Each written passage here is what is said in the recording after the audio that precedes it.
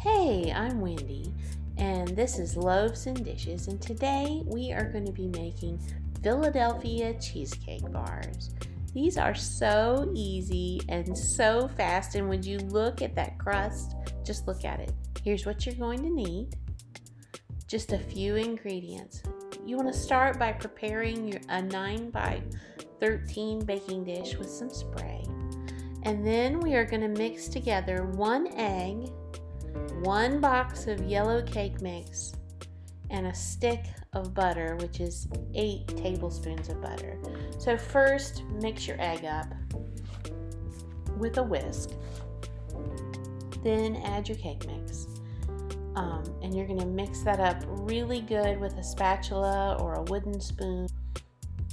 And it takes just a little bit to get that mixed in together. This crust step is a little bit frustrating, but you'll eventually get it mixed in. Just make sure your melted butter is not scalding hot here, because you don't want to cook your egg that's in there, but mine had been sitting for a while. So either let that cool or add it by just little bit by little bit. Either way, just you don't want to cook your egg. So it is a little bit difficult to get this mixed in.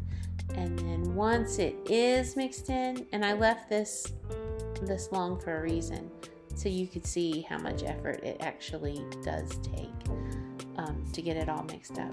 But then once you get it all mixed up, then you put it in your baking dish, and you'll see it takes a little bit of effort to get it spread around too. It's kind of like the consistency of a thin Play-Doh, maybe. That's what it reminds me of.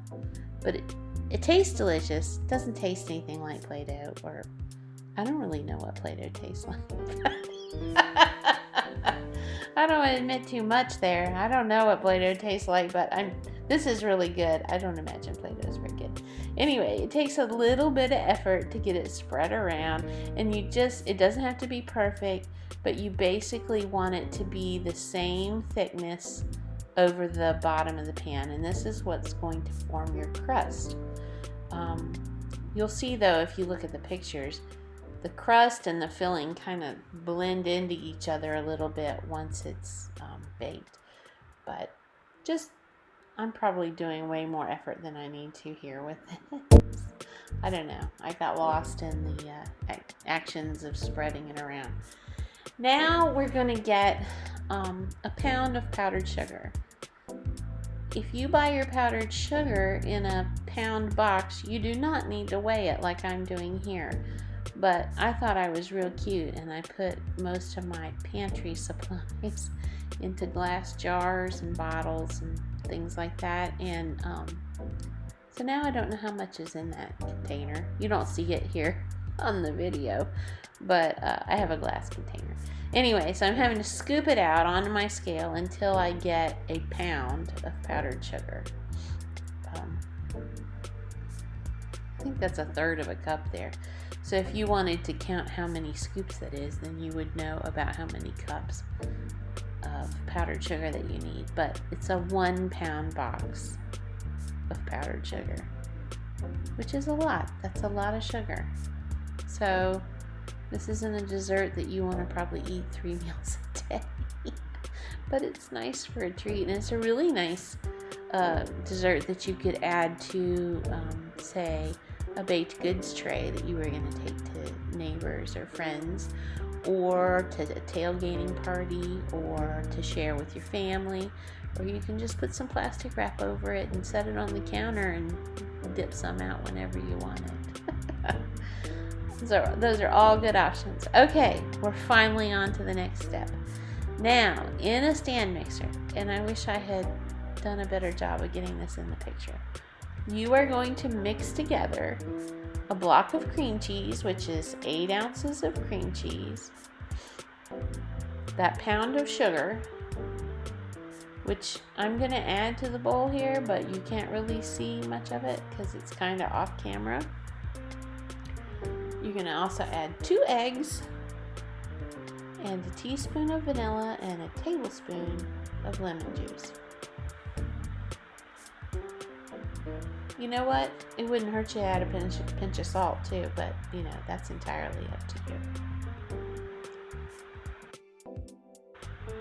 Okay, so I had to kind of speed through this mixing part.